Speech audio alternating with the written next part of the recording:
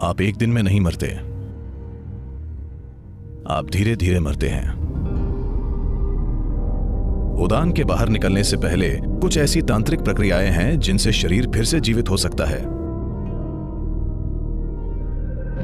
उनके भीतरी कपड़ों को जला दिया जाना चाहिए, वरना वहां तमाम तरह की शक्तियां रहने लगती हैं।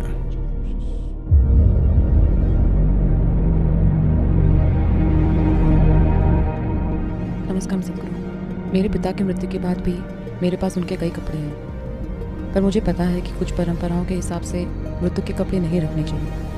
तो मुझे क्या करना चाहिए? जब आपका जन्म हुआ था, आपका जन्मदिन क्या है? 1 अगस्त। 1 अगस्त? ओह, आने वाला है। आप एक दिन में पैदा नहीं हुए, हालांकि आपका जन्मदिन तय है। आपको पैदा होने में 9 साढ़े 9 महीने लगे, है ना? इसी तरह जब आप मरते हैं तो आप एक दिन में नहीं मरते, आप धीरे धीरे मरते हैं। मेडिकल रूप से मृत घोषित होने के बाद भी मृत्यु पूरी तरह से नहीं होती। मुझे लगता है कि हमने इस बारे में बात की है। 5 प्राण धीरे धीरे कदम दर कदम बाहर आते हैं। भौतिक जीवन ऊर्जा, जिसे आमतौर पर प्राण कहते हैं, उसके 5 मूल रूप हैं। 10 हैं, पर वो मुश्किल होगा, तो हम 5 ही समझेंगे। उन्हें कहते हैं समान, प्राण, उदान, अपान और व्यान। मान लीजिए अगर एक डॉक्टर है जो किसी व्यक्ति को किसी पल में मृत घोषित करता है, तो अगले 21 से 24 मिनट में समान बाहर निकलने लगेगा। यानी शरीर में तापमान बनाए रखने के लिए समान जिम्मेदार है। सबसे पहले शरीर ठंडा होने लगता है। पारंपरिक रूप से मृत्यु का पता लगाने के लिए नाक को छुआ जाता है। अगर नाक ठंडी हो गई है तो वे समझ जाते हैं कि व्यक्ति मर चुका है। वे आंखें या दूसरी चीजें नहीं देखते, वे सिर्फ नाक को छूते हैं। नाक ठंडी है यानी व्यक्ति मर चुका है, तो समान तब बाहर निकलता है। 48 से 64 मिनट के बीच प्राण निकल जाता है।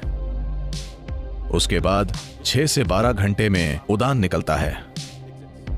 उड़ान के निकलने से पहले कुछ तांत्रिक प्रक्रियाओं से शरीर फिर से जीवित हो सकता है, पर उड़ान निकलने के बाद एक बहुत सूक्ष्म मौका होता है, पर वो प्रैक्टिकल नहीं है। सिवाय उसके उड़ान के जाने के बाद शरीर फिर जीवित नहीं हो सकता। अगला है अपान, जो 8 से 18 घंटे के बीच बाहर निकल जाता है। व्यान, जिसकी प्रकृति सुरक्षित रखने की होती है, वो उसके बाद बाहर निकलता है।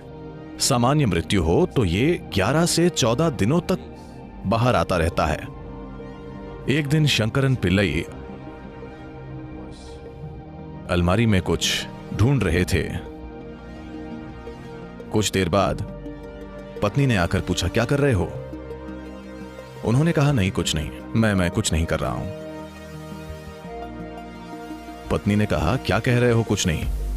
मैं पिछले आधे घंटे से देख रही हूं, तुम हमारी शादी का प्रमाण पत्र पढ़ रहे थे, क्या बात है? शंकरन पिल्लई बोले, मैं एक्सपायरी डेट ढूंढ रहा हूं।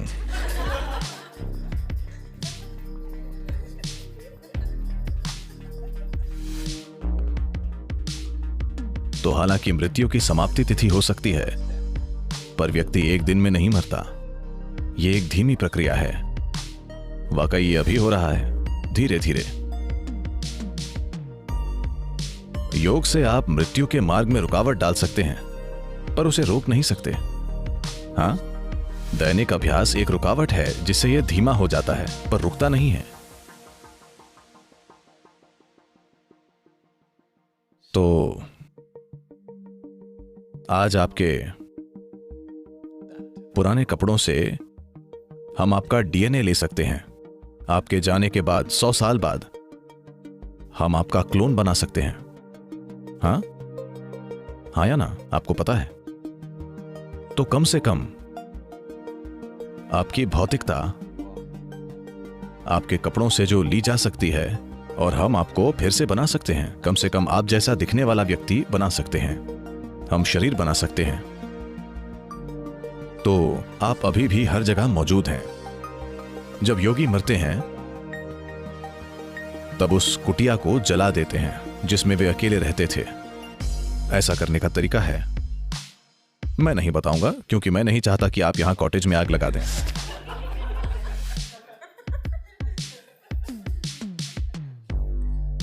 तो वे हमेशा उस झोपड़ी को जला देते हैं जिसमें वे रह रहे हैं, क्योंकि वे नहीं चाहते कि डीएनए का एक भी अणु वहां जीवित रहे।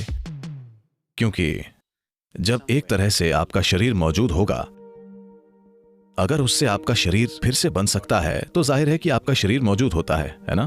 तो उस व्यक्ति द्वारा छुई गई हर चीज जलाई जाती है, सब साफ किया जाता है।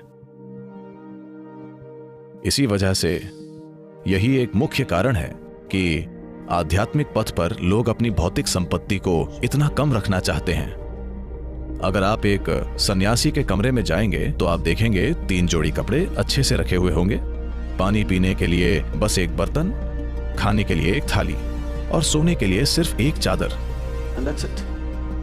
एक भी अतिरिक्त वस्तु नहीं, क्योंकि वो संसार की कई चीजों को छूना नहीं चाहता। वो इसे कम से कम रखना चाहता है, क्योंकि उसे पता है कि यदि वो अपने शरीर को चारों ओर फैलाएगा तो उसे इकट्ठा करना और जाना बहुत कठिन होगा।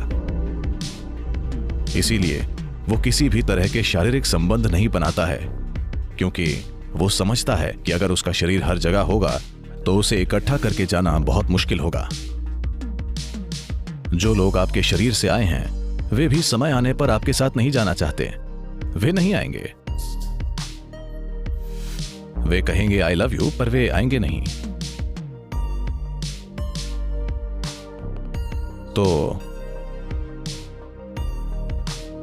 मृत्यु होने पर वो व्यक्ति जैसा था उस हिसाब से ये चीजें संभाली जानी चाहिए। आज की दुनिया में जब लोगों ने 3 जन्मों के लिए पर्याप्त कपड़े, 10 जन्मों के लिए पर्याप्त जूते इकट्ठा कर लिए हैं, तो वो सब जला देना सरासर बर्बादी होगी।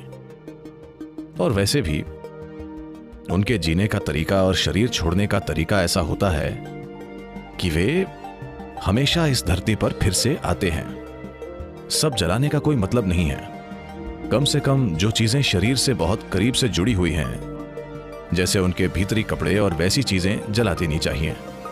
उन्हें जरूर जलाना चाहिए, क्योंकि वरना वो जीव आसानी से आगे नहीं बढ़ पाएगा। वो समझ नहीं पाएगा, उसमें यह समझने का विवेक नहीं होगा कि उसे यहां होना चाहिए या वहां होना चाहिए। वो तय नहीं कर पाता। निर्णय लेने की क्षमता नहीं होती, क्योंकि विवेक नहीं होता। शरीर छूटने के बाद प्राणी चीजों में फर्क नहीं कर पाता, तो निर्णय नहीं होता, बस प्रवृत्ति होती है। यहां बहुत सी चीजें हैं जो शरीर की हैं, वो उनके पास रहेगा, खासकर पहले कुछ दिनों में। तो अगर घर में बहुत सारे इस्तेमाल किए गए कपड़े हैं, जो कि पश्चिमी दुनिया में एक समस्या है, क्योंकि कपड़े इस तरह के हैं और समाज के तौर तरीके ऐसे हैं कि हो सकता है कोई 6 महीने वही जैकेट बिना धोए पहनता रहे। हाँ, आप उसका इस्तेमाल करते हैं और वहीं लटका देते हैं, क्योंकि वहां ठंड है और शायद आपको इतना पसीना नहीं आता। इस्तेमाल करके लटका देते हैं। भारत में ऐसा संभव नहीं। अगर किसी चीज का इस्तेमाल होता है तो उसे धोया जाता है। कपड़ों की प्रकृति, वातावरण और सामाजिक तौर तरीके ऐसे हैं, पर यह बदल रहा है, क्योंकि ज्यादातर लोग चीन में बने कपड़े पहन रहे हैं, न कि भारत में बने कपड़े। तो वे ऐसे कपड़ों का उपयोग कर रहे हैं, स्वाभाविक रूप से उनका इस्तेमाल करके उन्हें लटका देते हैं, न कि धोते हैं। इन बातों का ध्यान रखकर हर पहलू को संभाला गया था, पर हम इसे बड़े पैमाने पर खो रहे हैं। इन कपड़ों का बार बार इस्तेमाल करके लटका दिया जाता है। तो आप प्रयोग कर सकते हैं। वैसे आज कुत्ते मौजूद हैं। अगर आप एक पुलिस का कुत्ता लाएं और यहां 1000 जैकेट हों और आप उसे कहें कि जिम की जैकेट बताओ, तो वो बता देगा। हाँ, गॉड नहीं, बस डॉग।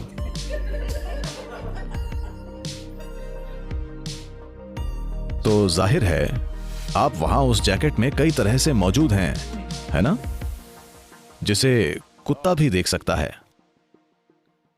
तो जब किसी व्यक्ति के जाने के बाद भी उसका शरीर कई रूपों में वहीं होता है, तो कई तरह की ताकतें वहां रहने लगती हैं। न केवल उस व्यक्ति की ऊर्जाएं वहां होती हैं, बल्कि दूसरी कई प्रकार की शक्तियां भी। आपका जैकेट एक तरह से खाली शरीर है, और शरीर को खाली छोड़ना ठीक नहीं है। तो या तो इसे तुरंत धो दीजिए। भारत में सभी महंगे कपड़ों को धो दिया जाता है। पहले 10 या 11 दिनों में सभी कपड़ों को धोकर अलग अलग जगह बांट दिया जाता है, न कि एक ही जगह। सारे कपड़े एक ही परिवार को नहीं दिए जाते। आप ये पक्का करते हैं कि जैकेट यहां जाए, पैंट वहां जाए, वो वहां और ये वहां जाए, ताकि सब कुछ इतना फैल जाए कि कोई भी महत्वपूर्ण उपस्थिति न हो। Significant presence is not there. या फिर शरीर के साथ जो भी कपड़ा गहरा जुड़ा था उसे जला दें। इनमें से एक काम जरूर करना चाहिए। या तो आपको उन्हें 50 राज्यों में देना चाहिए, ताकि बूढ़ा व्यक्ति भ्रमित न रहे कि कहां जाना है, या आपको उन्हें जला देना चाहिए।